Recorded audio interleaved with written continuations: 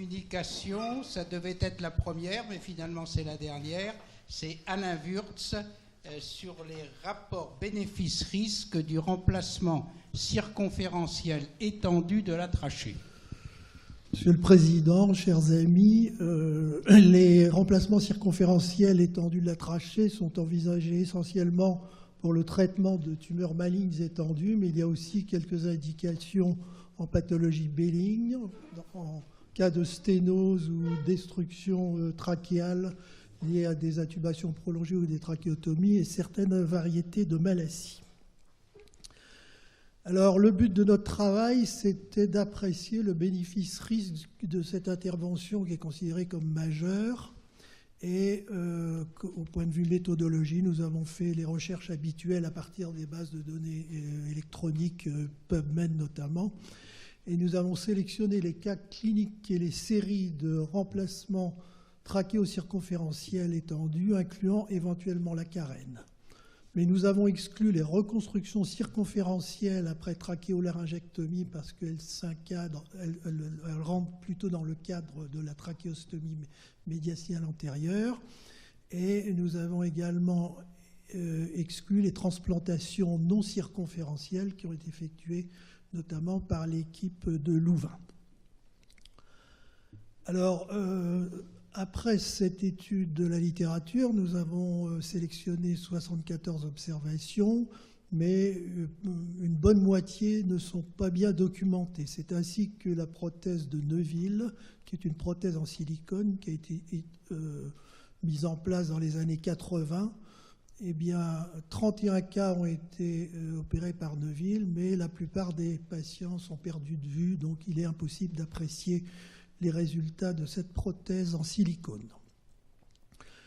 De même, les interventions de bioingénierie trachéale à partir d'une matrice décellularisée et recellularisée, eh bien, 7 cas ont été opérés par l'équipe de Macchiarini, mais nous n'avons aucune information sur les modalités et sur les suites immédiates et à moyen terme. Finalement, dans la littérature, il y a donc 35 cas, 15 cas isolés et 4 petites séries totalisant 20 patients. La plus ancienne, c'est celle de Personne, qui a effectué 6 remplacements trachéo-circonférentiels avec un cylindre de Marlex-Mex. Notre série personnelle de remplacement trachéal par allogreffe aortique publiée donc en 2010. 2 patients de Poliakov dont il a présenté les résultats au congrès de Birmingham et qui étaient des cas de bioingénierie d'une matrice synthétique en nanocomposite. Et enfin, la série de 6 patients de Fabre qui a fait appel pour ses remplacements trachéo-circonférentiels à un lembeau chinois étayé avec du cartilage, avec des anneaux cartilagineux fabriqués à partir du cartilage costal. Alors, pour mémoire, je vous rappelle la morphologie des patients que nous avons opérés dans le cadre d'un PHRC par remplacement trachéal par allogreffe aortique étayé par un tuteur interne. Le patient numéro 1 avait un carcinome muco-épidermoïde du tiers moyen de la trachée de bas grade.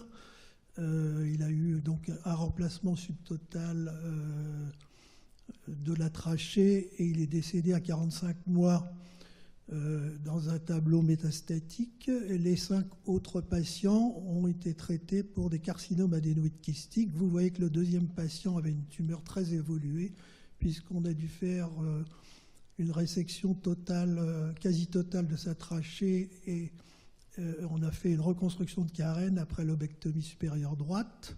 Le troisième patient a eu une sleeve pneumonectomie gauche avec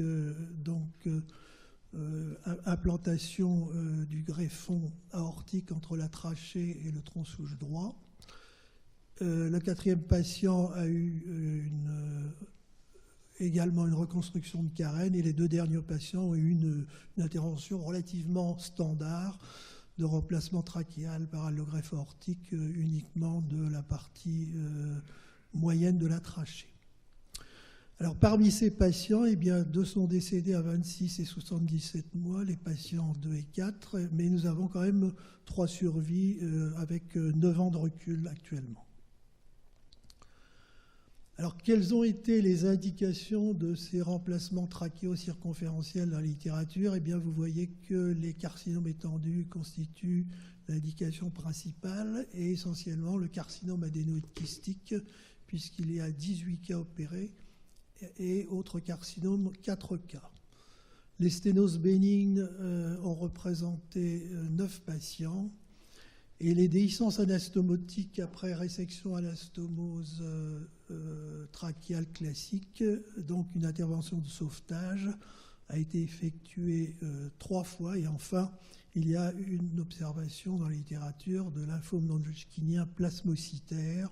C'est une forme tout à fait particulière qui a donc fait l'objet d'un remplacement trachéal circonférentiel étendu. Alors la topographie de ces remplacements trachéo-circonférentiels étendus, eh bien, ils étaient cervical prédominant 10 fois, médiastial prédominant 17 fois et tout type incluant la carène 8 fois.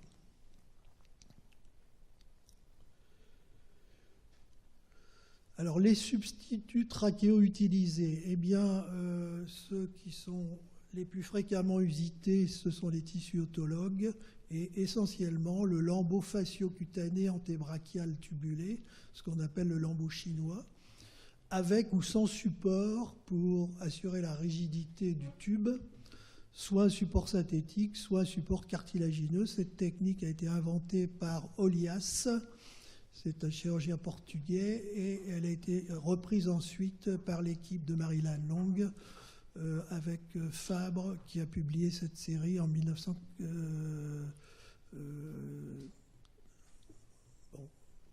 Récemment. Alors les greffons aortiques, la première observation c'est celle d'Azorin qui a utilisé une autogreffe abdominale pour reconstruire la trachée. Une autre série de 6 patients et il y a eu 2 observations supplémentaires, celle de Davidson qui a fait une intervention de rattrapage pour une déhiscence anastomotique avec médiastinite et une observation de Cuestas également pour déhiscence anastomotique après résection laryngotrachéale chez un enfant de 10 ans. Alors, j'ai évoqué déjà la série de personnes avec la prothèse en Marlex Mesh tubulée. Alors, la bioingénierie de la matrice trachéale, en fait, je vous ai dit que la plupart des observations n'étaient pas documentées, qu'on n'avait pas d'informations. Par contre, il y en a 2 qui sont bien précisément décrites. C'est celle d'Hamilton. C'est une observation londonienne d'un patient de 10 ans qui avait des séquelles d'une sténose congénitale de la trachée et qui a fait l'objet d'un remplacement donc avec une matrice trachéale décellularisée et recellularisée in situ, avec un recul actuellement de 4 ans, mais un mauvais résultat. Il y a également une observation récente qui a été publiée par Berg, qui était donc une utilisation d'une matrice trachéale recellularisée chez un septuagénaire. Bon, ça s'est mal passé et le patient est décédé dans les 3 semaines. En ce qui concerne la bioingénierie à partir d'une prothèse nanocomposite, eh bien, il y a 3 observations bien documentées. Celle de Jungblut, qui a été publiée dans le Lancet, mais avec un recul de 4 mois, et 2 observations qui ont été rapportées par Polyakov au congrès de Birmingham, avec des mauvais résultats puisque les prothèses se sont plicaturées, la prothèse servant au remplacement trachéal se sont plicaturées, ce qui a nécessité la mise en place secondaire d'une endoprothèse métallique grillagée. Enfin, de manière anecdotique, 3 transplantations trachéales dans la littérature, l'observation princesse de Rose où le greffon a été revascularisé à partir du sternocléidomastoïdien dans un premier temps, puis placé en position orthotopique dans un second temps, mais c'est un échec. Là aussi, comme souvent dans le Lancet, on publie avec 7 semaines de recul versus 4 mois pour l'observation de Youngblood, et puis après, ça fait un peu flop. C'est fréquent dans le Lancet. Il y a une observation de Levachov également, qui a fait une transplantation en un temps avec un enveloppement avec les piplerons. Là aussi, c'est un échec. Ça s'est resténosé à 4 mois, avec nécessité donc de mise en place d'une endoprothèse. Et enfin, il y a une observation intéressante, c'est celle de Parchin, qui a été publiée dans notre revue de la Société, d'un remplacement trachéal, mais revascularisé directement à partir de l'artère thyroïdienne inférieure, avec un bon résultat, mais là aussi, on manque de recul, hélas.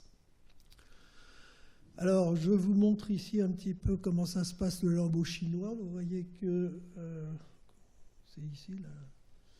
Ici, vous avez la palette cutanée avec l'artère et les veines radiales, et on va tubuler cette palette et on va donc la rigidifier dans le cas particulier avec des anneaux synthétiques résorbables. Ça a été un bon résultat pour un remplacement trachéal cervical. Alors, mortalité post-opératoire, eh bien, c'est là où le bas blesse, puisque la mortalité, c'est un patient sur 4. Et en fonction de la localisation, eh bien, vous voyez que plus on descend, plus le pronostic post-opératoire est sévère. À l'étage cervical, bon, il y a un malade qui est décédé, j'en ai parlé, c'est ce septuagénaire qui n'aurait peut-être pas dû être opéré. En médiastinale, il y a un malade sur 4 qui décède, et lorsqu'on s'attaque à la carène, eh bien, la mortalité, elle est vraiment rédhibitoire.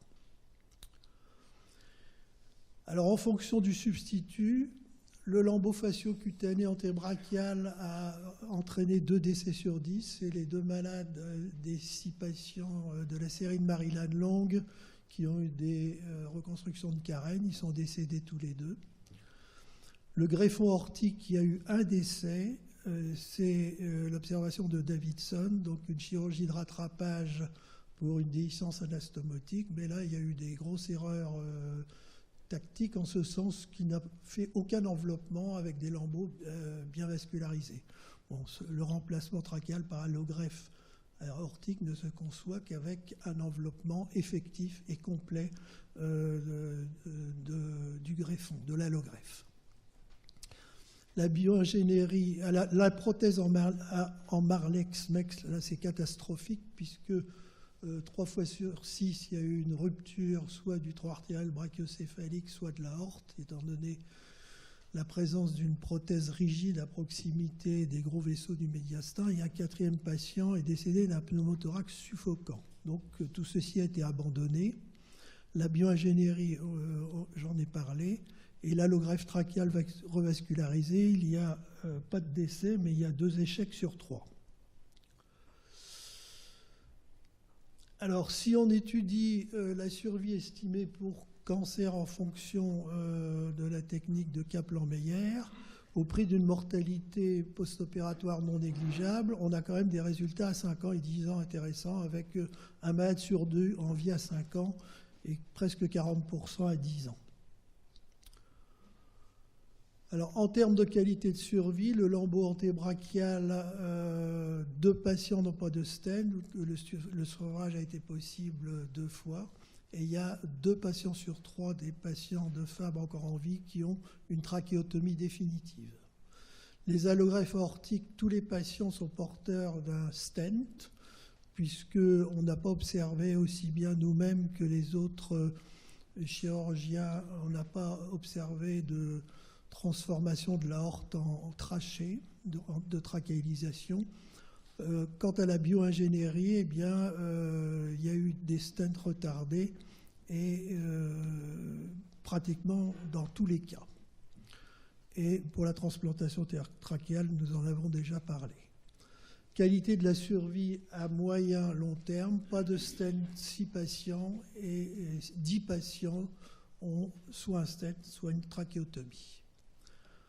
En conclusion, compte tenu du risque opératoire, seuls les remplacements trachéo-circonférentiels cervicaux semblent légitimes. Une atteinte de la carène semble être une contre-indication formelle et à l'étage médiastinal, ceci est à discuter au cas par cas. En cancérologie, la mortalité est de 27%, c'est rédhibitoire. La principale indication, c'est le carcinome adénoïde kystique, dont on sait que sans traitement ou avec des traitements palliatifs, la survie est de 7 ans en moyenne. Et il faut bien savoir actuellement que les chimioradiothérapies modernes donnent un contrôle local dans 80 à 100% des cas. Donc, en ce qui nous concerne, nous considérons que le traitement de référence actuellement par carboplatine, paclitaxel et radiothérapie concomitante devrait être privilégié. Alors, pour terminer, je vais évoquer la recherche expérimentale qui reste d'actualité, puisque le substitut idéal n'existe pas. Nous avons démontré des succès de l'allogreffe trachéale désépithélialisée cryopréservée chez le lapin, donc pour la transplantation de greffons courts, et nous étudions ce même type de greffon chez le porc, et vous voyez à 3 mois une excellente morphologie de ce greffon enveloppé en hétérotopie avec des cartilages viables.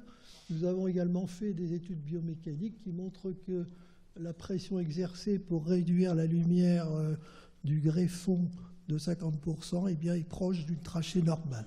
Je vous remercie de votre attention. Merci pour cette belle présentation sur un sujet un peu exceptionnel. Et nous allons avoir maintenant le commentaire d'Alain Chapelier.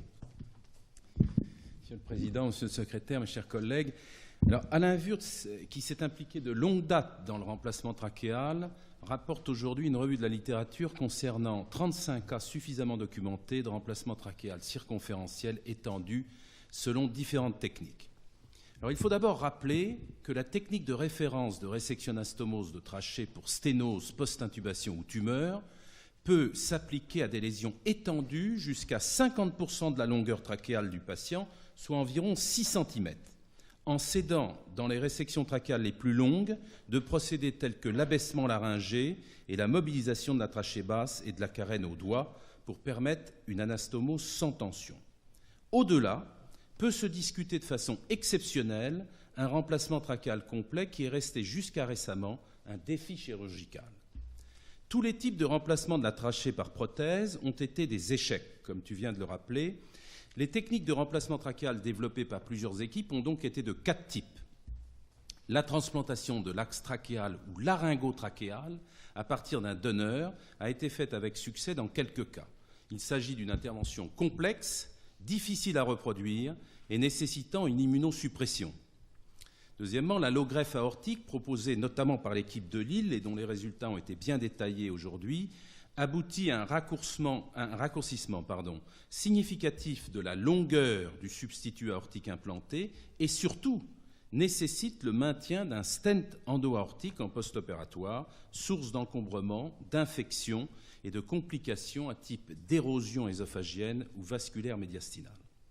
Troisièmement, la technique de remplacement autologue de trachée, développée par plusieurs équipes, mais surtout par l'équipe de Marilyn Long, a été rapportée en 2013 dans Annals of Thoracic Surgery. Et comme tu l'as montré sur une diapositive, il s'agit d'un conduit constitué par un lambeau libre facio-cutané de l'avant-bras de type lambeau chinois, renforcé par plusieurs cartilages costauds autour d'un stent siliconé. Le lambeau est vascularisé, et c'est là le point essentiel de la technique, par l'artère et la veine radiale, anastomosée au niveau cervical. Le stent est laissé en place seulement quelques jours en post-opératoire, 2 semaines maximum, puis est retiré. Cette technique offre donc un conduit trachéal rigide, sans renforcement prothétique, résistant aux pressions intrathoraciques et surtout à la dépression respiratoire, comme en attestent les contrôles post-opératoires endoscopiques et par scanner dynamique. Les patients atteints d'un carcinome adénoïde kystique, comme il a été dit, qui représente l'indication principale d'un remplacement total de trachée et qui relève d'une radiothérapie complémentaire, ont pu être irradiés sans conséquence pour le lambeau. L'imperfection de cette néotrachée est liée à l'absence d'épuration mucociliaire au niveau du revêtement cutané. Dans la publication originale de 2013, C'est 12 cas qui ont été rapportés, avec effectivement 2 échecs en cas de remplacement incluant la carène, conduisant au décès du patient. L'envahissement de la carène, nous en conviendrons, apparaît donc la limite de cette technique. 2 décès tardifs sont dus à l'évolution métastatique de la maladie. Enfin, 8 patients à distance étaient vivants avec un recul de 4 à 101 mois. Cette technique offre ainsi les meilleurs résultats et je sais qu'actuellement, des travaux expérimentaux sont en cours pour améliorer ce renforcement et remplacer les cartilages costaux qui sont souvent, chez le patient âgé, un peu rigides par des axes en titane. Enfin, la 4e technique de remplacement trachéal relève effectivement de l'ingénierie tissulaire et utilise une matrice trachéale décellularisée, ensemencée de cellules souches. Elle a été faite dans quelques cas de remplacement bronchique ou trachéal, avec peu de données, comme tu l'as rappelé, pour pouvoir juger. Et je pense que certains étaient sans doute accessibles à une technique conventionnelle de résection anastomose. Alors pour terminer, je pense qu'il faut encore une fois insister sur le caractère tout à fait exceptionnel de ces remplacements totaux de trachée chez des patients très sélectionnés, l'indication principale étant effectivement le carcinome adénoïde kystique ou cylindrome, et cette chirurgie ne peut être faite effectivement que dans des centres d'expertise.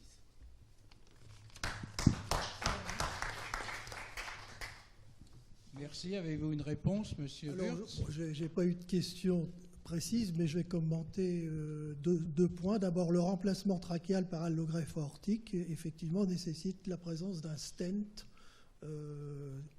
qu'on peut considérer comme quasiment définitif, puisqu'on est à 10 ans pour les patients actuellement encore en vie. Pour autant, ce stent est extrêmement bien toléré, contrairement à ce que tu as pu dire, puisque c'est un stent de type Dumont, pour lequel la clairance mucociliaire, enfin, pas mucociliaire, mais la clearance des sécrétions se fait très bien et dont la seule maintenance, c'est de faire un aérosol quotidien. Et parmi les 3 patients en vie, eh bien, tous ont repris une activité professionnelle et ils font du sport. Il y en a un qui surfe, qui fait du tennis, qui font du jogging, etc. Bon, effectivement, on a eu des fistules avec l'œsophage, avec ces remplacements trachéo-par-léophénétiques, mais elles étaient asymptomatiques et elles étaient couvertes par le stent. Donc ça n'a jamais été le moindre problème. Et j'ai la prétention de dire que ces endoprothèses en silicone ont une meilleure clearance que la peau, qui est utilisée donc à Maryland Long.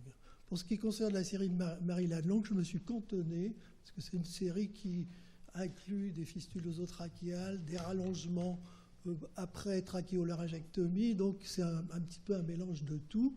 En fait, il y a 6 remplacements tels que je les ai définis dans la série, avec 4 décès. Bon, sur le plan,